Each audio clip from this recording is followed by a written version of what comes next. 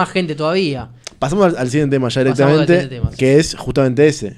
¿Qué cosas puede hacer en los primeros 2 años? Como yo me acuerdo que vi una entrevista de Ocampo, que él decía, nosotros queremos dolarizar y no hacer reformas para que el peso tenga más valor, porque dolarizar es lo más rápido para en 2025 tener la gente que nos apoye, que en la elección de medio término podamos tener más diputados y con eso hacer los cambios profundos. Sí. Un apalancamiento en la dolarización para tener apoyo y poder hacer las reformas. Bueno. Ahí en el chat igual nos pusieron, ¿es verdad los audios de Melconian? Se acaban de filtrar audios de Melconian en vivo. De inteligencia artificial, me parece. Sí, lo pasaron en la tele igual, No sé, está bien, pero ya. Pero habría que chequearlo, pero parece que bueno. Lo que creo yo de qué puede hacer Milei, primero vamos a ir a una cosa breve teórica de cómo funciona el Estado argentino. Argentina es una república, o sea, tiene federal, que tiene, lo más importante de una república es que tiene división de poderes, del poder judicial, legislativo y ejecutivo. En Argentina la calidad institucional históricamente ha sido baja. Entonces, no es la misma rigidez que tal vez encontrás en Estados Unidos respecto a las instituciones, sino que acá es como, para no entrar en constitucionalismo republicano, lo que vos has tenido acá siempre es injerencia de un poder en las funciones de otro. Y eso se ha normalizado en los últimos 30 años, más que nada. Y entonces hoy ves que, por ejemplo, el Poder Ejecutivo cumple funciones legislativas. Entonces, seguro tu pregunta de qué puede hacer Milei en los primeros 2 años se orienta a eso, porque si vamos a la teoría en abstracto, si vos no tenés mayoría o no lográs mayorías en el Congreso, medio que no puedes hacer nada. Y en muchos países pasa eso, pero en Argentina es distinto. Entonces vamos a pasar a la práctica argentina. Pero puntualmente, porque lo que hizo Emilio Campo respecto a la posibilidad de dolarizar como primera medida que genere confiabilidad en los votantes y poder tener Congreso para poder hacer el resto de medidas. Voy a dividir en 3 de qué cosas puede hacer Milei. O sea, dolarizar, ¿puede hacerlo en 1 año? O sea, legalmente. ¿Puedo hacer una aclaración? Porque es interesante lo que vos planteaste. Además de la división de 3 poderes, nosotros tenemos división en 3 jurisdicciones, que es nacional, provincial y municipal. Y otra cosa que es histórica, que es, cuando el peronismo está en el poder, se pasan a nado las leyes, pero cuando está en oposición, se pasa a nado las leyes. No le importa. Es muy de... siga y pasarse por arriba a las jurisdicciones y la división de poderes. Pero que cuando está en la oposición se vuelve hiperinstitucionalista y te echa en cara el tema de cada artículo de la Constitución, de cada artículo de la Constitución provincial, entonces se vuelve bastante complicado. Mirá, la dolarización legalmente, porque acá vamos a referirnos a legalmente, se puede hacer. Legalmente no hay impedimento alguno. Después está la discusión que trajo Rosati respecto de la moneda y eso, pero eso es otro tema, porque se podría resolver, por ejemplo, con el peso oro, y después eso lo definirá la Corte en todo caso, pero no es claro que para mí se puede hacer. Cuando hablamos de dolarización hablamos de liquidar los activos del Banco Central en dólares y decretar una libre competencia de monedas en el resto de individuos. Exactamente eso. Pero yo no quiero entrar en la dolarización, que es el tema más complicado. ¿Pero qué te referís con dolarización? ¿Con liquidar el Banco Central? Con que eliminar el peso y canjear esos pesos por dólares en principio, No es solo liquidar el Banco Central, es cambiar los pesos por dólares. Claro, los activos, la masa monetaria, digamos. Sí. Pero no solo no solo la base monetaria, sino también los depósitos. Tenés muchas cosas ahí. ¿Qué tenés? O sea, tenés, yo no soy economista, pero tenés la base monetaria, que es el circulante, tenés los depósitos, tenés, por ejemplo, los contratos en ejecución. ¿Qué pasa con un contrato en ejecución? Tenés las deudas del Banco Central, tenés deudas en pesos, deuda entre privados. Es como que son muchas cosas. Yo en eso no te sé decir específicamente cuánto hay de cada cosa, pero no es solo los pesos que yo tengo en mi casa o en el banco, ¿entendés? Es mucho más que eso. Y la dolarización significa cambiar esos pesos por dólares.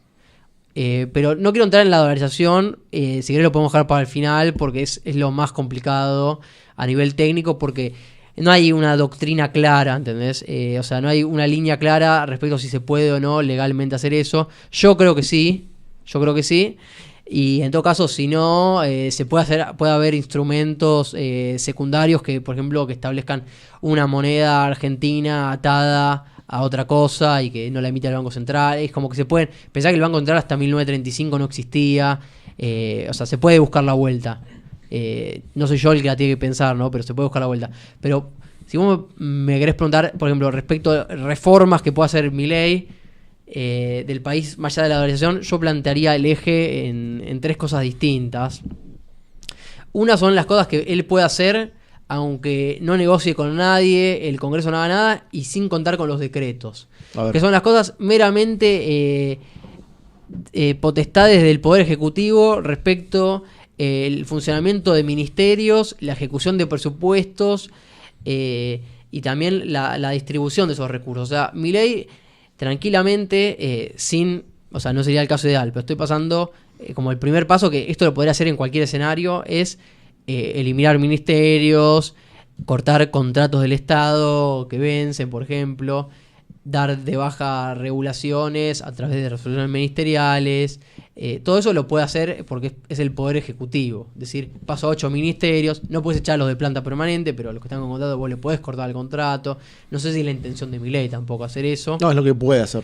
O sea, esto estamos haciendo lo que puede hacer. Puede cambiar regulaciones, ¿entendés? Todo siempre en el ámbito nacional. No puede tocar siempre, el provincial. Siempre, esto estamos hablando siempre nacional. Hay temas provinciales que no podés tocar. Y cuando nada. decís puede eliminar ministerios, sí, a mí se me entrecruza con el presupuesto. Claro. El presupuesto se vota en el Congreso. Sí. Él elimina el ministerio, pero el presupuesto dirigido hacia esa área sigue estando. Pero se subejecuta y se genera un ahorro.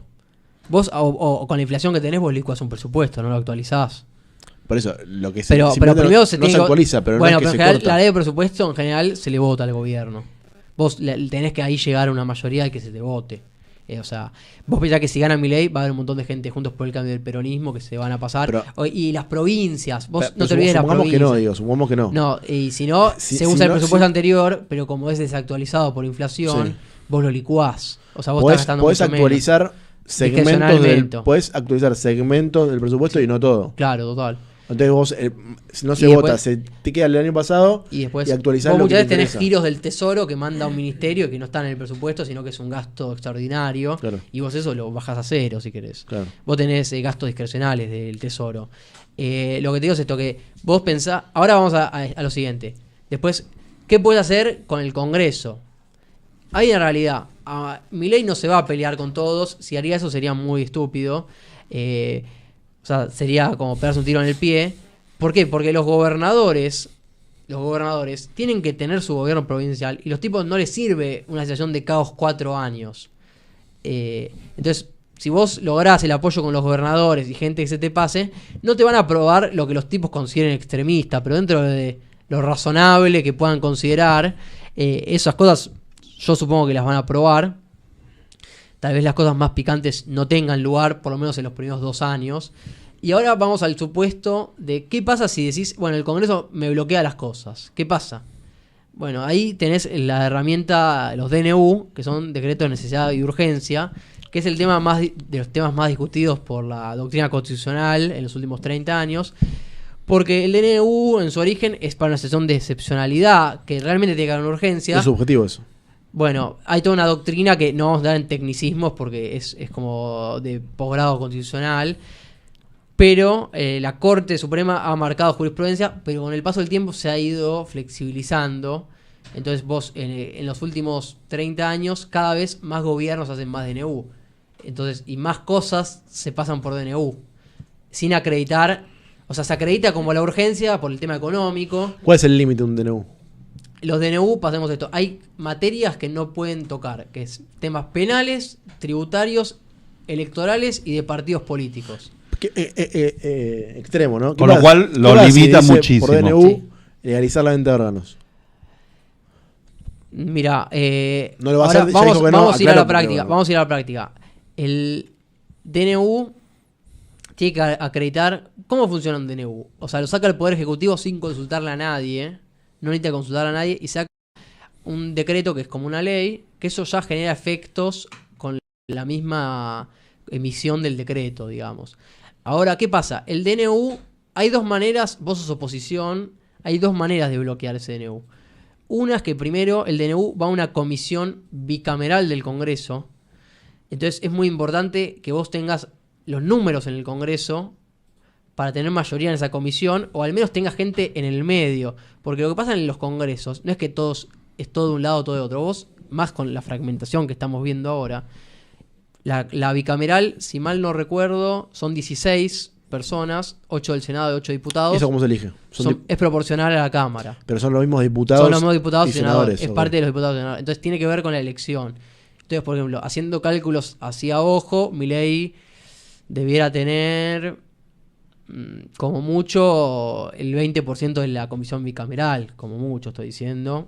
Porque en el Senado tendría 1 de los 8 o 2 de los 8 como un montón. Y en diputados un poco más, porque en diputados está metiendo más diputados. Después otros van a ser de Juntos por el Cambio, que hay que ver si sigue existiendo como lo conocemos.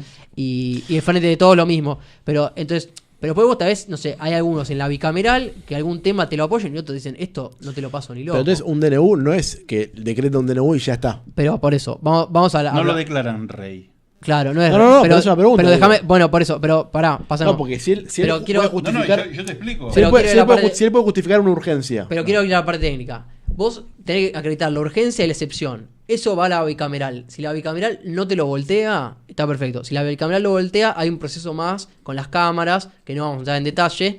Pero, o sea, si vos en el Congreso no tenés ese apoyo, te lo voltean. Y otra manera es que te lo judicialicen.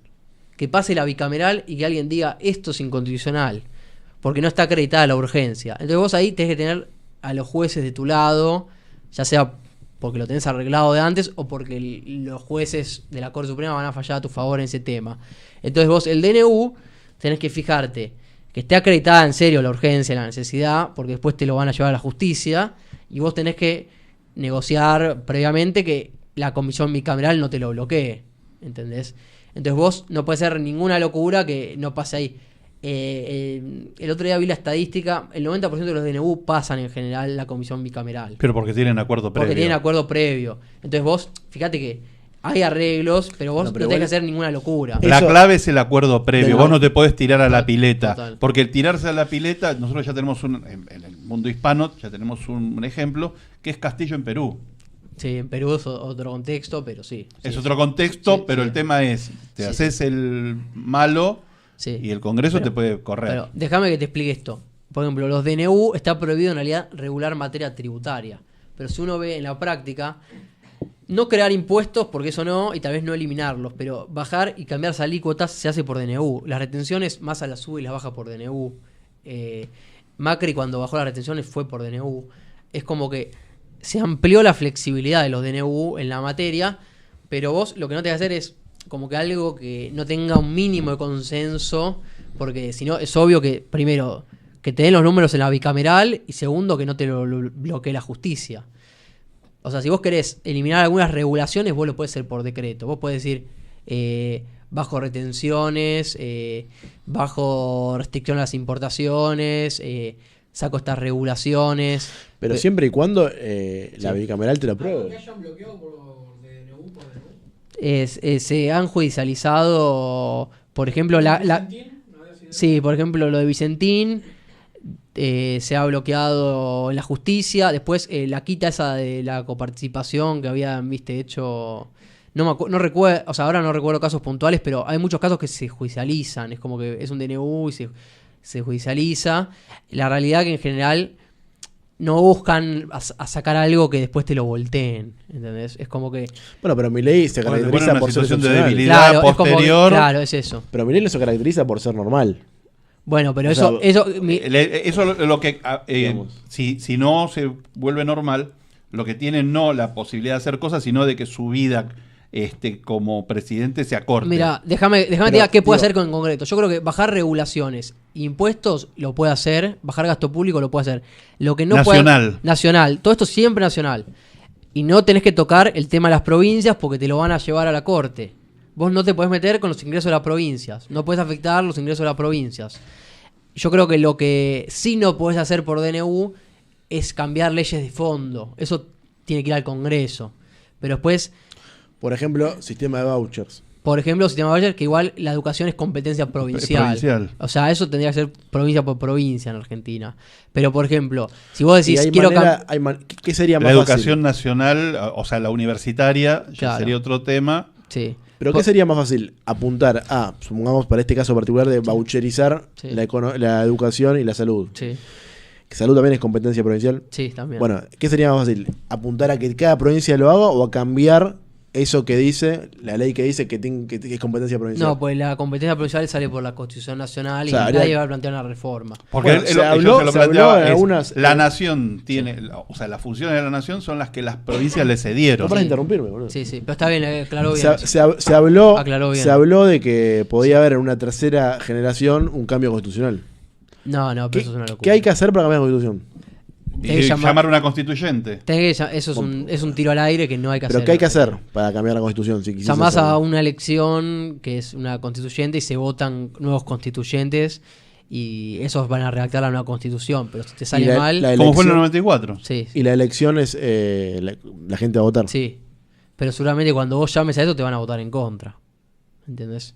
O sea, nunca... Tenés que tener mucho apoyo popular. Tenés que tener mucho apoyo y tampoco es conveniente porque no sabes cómo sale. Y mirá lo que pasó en Chile. Claro, en Chile se dio el problema que la constitución fue un desastre, se rechazaron constituciones. ¿Y en el 94 cómo lo lograron el consenso? Porque fue el Pacto de Olivos entre Menem y Alfonsín. Claro. Que fue, por ejemplo, una de las cosas que se tomaron fue el tercer senador. Porque en esa el radicalismo empezó a decir mojamos el pancito en las provincias. Era un bipartidismo más fuerte, se pusieron de acuerdo entre los dos y dijeron, ya establecieron como que previamente las modificaciones importantes, es como que donde... La más importante era el tema de la reducción del tiempo de presidencia de 6 a 4. Muy difícil. Y la reelección que lo que quería... Mira, hay artículos de la Constitución que se copiaron tal cual el artículo de la Constitución del 53, tanto que ahí uno dice los esclavos que aún existen quedan libres, y vos decís, para 1853 fue la abolición de la esclavitud, porque no pero tocaron, en 1994 ya quedaba medio viejo. Sí, pues no tocaron los artículos. No, los artículos esos no los tocaron. Habla de las naves y los carros que no pueden haber aduanas interiores. Sí, es de la de Alberdi del 53 dejaron. Sí. Pero la realidad que vos lo que sí puedes hacer con los vouchers, por ejemplo, es desde el gobierno nacional intentar lograr acuerdos con las provincias o eventualmente ganar esas provincias. Pero ¿cómo funciona en Chile y en... ¿Cuál es el país europeo que tiene voucher? Y Suecia.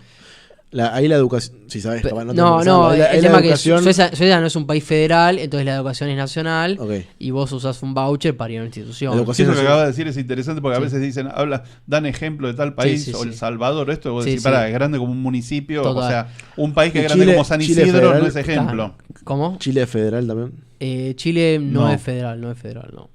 Entonces los países federales, los países que son federales tienen otra complejidad respecto a las reformas. Más fácil. O sea, es más difícil cambiar algunas cosas porque son temas de las provincias. ¿Entendés? Los que son federales es más complicado. Claro, es más, o sea, si vos sos un país federal, hay temas que vos sos gobierno nacional y no lo puedes tocar. Lo que vos sí puedes hacer es intentar lograr acuerdos con los gobernadores. Ese tema es muy difícil, el de los vouchers, pero en otros temas se logra, que son competencias provinciales, el gobierno nacional muchas veces interviene. Y el gobierno nacional, por ejemplo, vos decís, salud y educación son provinciales, pero el gobierno nacional se mete, sí, porque trabajan temas de coordinación, o a veces sacan leyes de tal vez cosas mínimas, pero bueno, es como que es muy complejo que vos digas, bueno, no le puedes imponer a una provincia al sistema educativo. Si la provincia no lo quiere, no lo va a hacer. Va mucho a cuestión de que tenés que acordar. Pero ¿cuál sería el paso a seguir si Milei, gana este primer mandato, reelige y quiere empezar con el sistema de vouchers? Es que no lo va a poder. Ya están soñando, ¿viste? Mira, yo creo que no lo va a poder hacer, salvo que tenga los gobernadores que lo quieran hacer. Solo se limita a que el gobernador lo quiera hacer. Y es muy difícil porque vos fíjate, tenés una parte que se redujo mucho de gobiernos peronistas. Sí. Los gobiernos de Cambiemos son gobiernos del radicalismo. Claro. Con lo cual se le complica. Sí. Si lo que dijo Macri, de que espera que Cambiemos apoya a Milei y se gana a Milei, eso es él. Claro. Y el PRO, como mucho. Y una parte del PRO, no todas. Por eso. Y el radicalismo, o sea, Cambiemos y juega su supervivencia. Total. Tendría que haber un cambio cultural gigantesco y que la gente vote candidatos provinciales incluso que estén a favor del voucher. Claro, eso es la manera, sí. Podría ser en 4 años. Sí, como... Y si querés soñar, sí. Vos soñá todo lo que quieras, ¿viste? Soñando con la liberación del individuo. Por eso, sí. pero vos lo que tenés que apuntar es a los temas nacionales. Porque si vos sos del gobierno, agarrás una bomba, ¿entendés? No agarrás Suecia, que hay que volver. Bueno, Suecia está bastante complicado sí, ahora. Es verdad. Suecia está muy complicado ahora, con temas internos. Pero... ¿Por qué en el chat dice mensaje cancelado? ¿Qué están poniendo en el chat? ¿Pero lo borraste vos el mensaje? No. ¿Viste cómo interrumpe? Se disipa, pero bueno. Nada, o sea, vos tenés reformas que son nacionales que las van a poder hacer. Hay algunas que van a pasar por el Congreso, tienen que pasar sí o sí por el Congreso. Otras las van a poder hacer por DNU. Por ejemplo, y después ni hablar lo que es del Banco Central. Eso el Banco Central es el Poder Ejecutivo. O sea, el Banco Central no es independiente, es un ministro más. O sea, el Banco Central lo puede hacer entonces. Sí, pero como siempre se trata de negociaciones, claro. Esto vos lo podés hacer, pero a mí no me gusta, veo cómo te jodo por otro lado. Claro. Porque esto es política. Entonces, teniendo las provincias en contra, o sea, no nos olvidemos que los diputados son diputados que llegan de las provincias y los senadores responden a las provincias. Y lo que atienden siempre son los intereses provinciales. O sea, si bien son nacionales, en la práctica siempre responden a sus provincias. Representan a las poblaciones, los senadores a la provincia y los diputados a las poblaciones provinciales. Es bárbaro. ¿Vos podés hacer esto? Bueno, vamos a ver hasta dónde te la embarro, porque pues, te negocio esta otra. Siempre la negociación es a cambio de algo. Las privatizaciones, eso lo puedes llevar adelante sin ninguna restricción. Estoy pensando en la baja de gasto público, salvo que haya una ley específica que asigne algún recurso a algún organismo. ¿Puede privatizar las empresas públicas? Sí. A menos que te lo puedan empiojar judicialmente o que te empiecen a presionar por otro lado. Claro, el tema es ese. Que la Corte tiene que jugar a favor en lo que vas a hacer, siempre. Si la Corte te bloquea todo, es imposible. Igual la Corte va con el viento. Y en Argentina vos lo que tenés... ¿Y la Corte cómo se elige? La Corte se elige con la aprobación... O sea, hoy hay 4 jueces. Falta... No lo voy a elegir, Milei, no te preocupes. Falta poner el quinto. Necesitas acuerdo del Senado. No, para que la gente entienda cómo para es. La Corte... Interrumpió la explicación, a ver. La Corte son jueces que se proponen desde la presidencia. A veces puede ser con arreglo de otros partidos, pero necesita aprobación del Senado. Entonces, vos necesitas... o sea, Milei va a tener 8 senadores. Vos por cada juez se necesita aprobación. Por ejemplo, Macri... llegó y puso a Rosenkrantz y a Rosati. Lo propuso. Claro, lo propuso, pero Rosenkrantz lo eligió Macri como más propio y Rosati fue una negociación con el PJ federal, que eligieron a alguien como que entre los dos. Entonces lo que Milei tiene que buscar en la Corte es decir, bueno, por ejemplo, yo pongo uno mío, pero vas a tener que poner uno que le gusta el radicalismo, o uno que le gusta el peronismo federal, o tal vez dice, busco uno de consenso, ¿entendés? Pero vos lo que tenés que hacer, o sea, es increíble, pero son 5 tipos que dominan todo. Porque los tipos, cualquier reforma, cualquier ley, te la pueden frenar. Entonces, es que además de la negociación, para poder poner a alguien en la Corte Suprema, empiezan a tallar los gobernadores, porque lo que decida la Corte Suprema puede afectar a los gobiernos provinciales. Entonces los gobiernos provinciales van a poner su peso. Van a querer tener peso para poder elegir y no que les pueden accionar en contra de cada gobierno provincial. Te voy a comentar algo. No hay un número delimitado de cuántos jueces tiene que haber. Macri lo tenían 5 y ahora hay 4. Pero en su momento con Menem eran, no recuerdo si 9 o 11. O sea, fueron bajando. Con Kirchner en un momento ya eran 7. Y es como con Macri quedó en 5. Pero Milei podría tranquilamente, no sé, hacer una corte de 7. Meter el 1. Otro tal vez el radicalismo con el PRO. Y otro tal vez el peronismo federal. Ahí tenés que buscar acuerdos. Y también los propios jueces de la Corte son tipos que se dan vuelta, ¿entendés? Es como que un día la Corte va con el viento, a veces avalan todo el estatismo, a veces se van más con la... ¿Y por qué lo hacen? ¿Por ideología pura? Algunos, o sea, tienen ideología y otros es como que van con el poder, ¿entendés? ¿Pero qué ganan? Es el poder en sí mismo. Es la decisión de que manejan qué se aprueba y qué puede pasar y qué no. Es una corporación, la justicia es una corporación muy fuerte, yo diría que es la más importante del país, Porque si vos no tenés mínimamente la justicia con vos, no puedes hacer nada. Y yo creo que igual en Argentina es como que la justicia nunca evaluó extremos. Es como que, por eso las cosas extremas de Milei yo no las veo posibles por la corte, porque vos sí pueden jugarte a favor en temas más de consenso, pero en la que te pases como que de liberal, viste, yo creo que no te la van a bancar.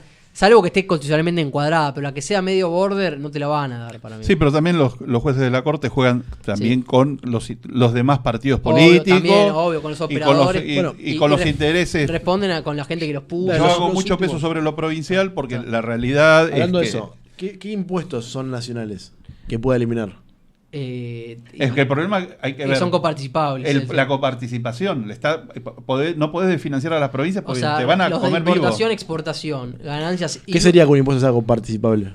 Que por ejemplo el IVA. Nación recauda y después tiene que repartir con las provincias. Quiero que lo explique para que se quede completo el video. El IVA, por ejemplo, vos vas al supermercado y pagás 20. Esa es nacional. Sí, es nacional. Pero de ahí un porcentaje va a cada provincia. Una parte de ahí va a la coparticipación, el fondo de coparticipación, y va a las provincias. Entonces vos no le podés afectar ese porcentaje. Vos podrías... O sea, lo que vos no podés dejar es de mandarle esos ingresos a las provincias. Si la mayoría de los impuestos... nacional, ¿no? ¿Cómo? Pero tenés que compensárselo con otra cosa. ¿Entendés? Es como que o sea, no es un porcentaje, es un número. O sea, se puede negociar, ¿entendés? Ahí está la lógica. Pero pará. Si la recaudación del país son 100 pesos y a cada provincia va, son 10 provincias, son 10 pesos para cada provincia.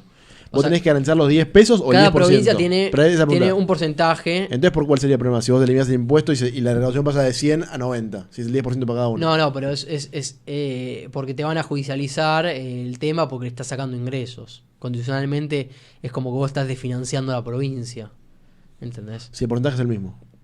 No, pero hay un porcentaje establecido sobre un fondo de coparticipación, pero vos no puedes afectar ese fondo de coparticipación. A Macri le tocó perder un juicio multimillonario en contra, ni bien asumió, porque Cristina no le había mandado guita a algunas provincias. A San Luis, por ejemplo. Claro, yo ahora no me acuerdo puntualmente, pero vos no le podés afectar lo que le corresponde. Porque la ley de coparticipación la cambian solo con el consenso de todos. No es un porcentaje, sino un monto. No, es que son las dos cosas, ¿entendés? Es como que vos no puedes afectar, vos no puedes decir te doy menos. Hay un porcentaje, pero aparte del porcentaje vos no le podés decir te desfinancio, ¿entendés? Claro. Porque esto a vos te corresponde. No puedes reducir el 100%. Claro, no podés. O sea, sí, si el país entra en crisis, obvio que va a haber menos plata para todos, pero vos no podés decir esto me lo llevo a otro lado. Aclaremos algo. No es a otro lado, eliminás el impuesto. Hay provincias pero se lo devolvés a los individuos. No, pero vos podés eliminar, o sea, pero si vos eliminás el impuesto y ese ingreso que iba para la provincia y la provincia tiene gastos condicionados con ese impuesto, no podés. ¿Y de qué manera podés eliminar el IVA si querés eliminarlo? Disculpame, quiero hacer un comentario. Sí. Por ejemplo, si no me equivoco, es San Luis. El dinero de coparticipación es el 80% del presupuesto provincial. Son varias provincias las que tienen más arriba del 50% que viven de la coparticipación. Con lo cual, ni se te ocurre Imagínate, que le vas a bajar. Aparte vos te metés con la votación, no te sale más una ley. O sea, vos eso lo tenés que hacer todo con consenso de los gobernadores o con la mayoría de los gobernadores. Lo que te voy a decir es que los impuestos nacionales son los que más recaudan, son los de importación, exportación, ganancias, el IVA, bienes personales, que son los 5 más importantes nacionales, que recaudan casi todo. Entonces, una lógica, si vos me estás preguntando, yo pensando... ¿Hay impuestos que no son coparticipables? Claro. ¿Y esos son? O sea, ahora no sé bien cuáles son porque... Sí, pero hay algunos. Pero, por ejemplo, las retenciones no son coparticipables, por ejemplo. Pero el IVA lo ponían coparticipable. Pero es como que la coparticipación de impuestos... vos lo podés cambiar y decir este impuesto deja de ser coparticipable, pero lo que vos no podés es bajar los fondos a las provincias, ¿entendés? Tenés que ver otra manera de mandar ese mismo fondo de otro lado. O sea, eso es el tema. Lo que vos podés hacer es hacer una reforma tributaria, pero no afectar la financiación. Vos podés decir, por ejemplo... y una reforma por acuerdo. Claro, por acuerdo. O sea, una reforma tributaria a ese nivel es por acuerdo, eso sí, decir, no sé, bajamos estos impuestos... pero esta parte va para vos, ¿entendés? De este otro impuesto. Como que vos podés eliminar un montón de impuestos y decir, vamos a poner menos, pero no te va a afectar el ingreso. Ese es el tema. Bueno, entonces te podés eliminar impuestos negociando. Sí. Y si vos lo enmarcás en un encuadre de austeridad al país, ¿no se puede? Sí, pero en un acuerdo, no de manera unilateral, ¿entendés? Eso es del chiste, ¿no? ¿Cuál es del chiste? No, que todo es en base a acuerdo. Bueno, sí, pero estoy preguntándolo para... Sí, o sea, ese acuerdo, vos lo que sí podés hacer es decir, no mando más plata discrecional. Que vos tenés el envío de fondos discrecionales que se lo mandan al amigo gobernador 2 meses eso lo hizo Macri. ¿Y eso por qué? Porque eso vos lo podés cortar el primer día. ¿Cómo? Hay unos envíos discrecionales a los gobernadores que vos no estás obligado, que está por fuera de lo que corresponde de la coparticipación. En general, no sé, hay elecciones en Chaco, le mandan a Capitanich, tomá 100 palos para repartir, hacete unas calles, qué sé yo. ¿Pero por qué está permitido eso? Porque el Estado Nacional puede gastar, boludo. Es como que el Estado no tiene prohibido legalmente gastar en lo que se le da gana o darle plata para... Tiene una caja chica que la maneja discrecionalmente. Y eso se va a cortar, se supone. Eso vos podés cortarlo si querés.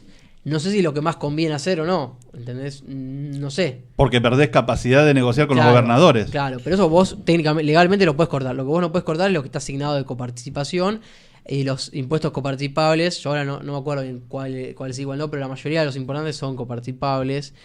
Y el tema que vos tenés es que vos podés hacer una reforma tributaria, pero sí o sí es con acuerdo. Vos podés decir, no sé, del IVA, no sé, el 50% del IVA va para vos y, no sé, de ganancias va a 1/3. Y arreglate con eso y lo firman todos, bueno, buenísimo, pero tienen que firmarlo todo. Claro, se va haciendo una especie de Tetris para que vuelva... Vos tenés que...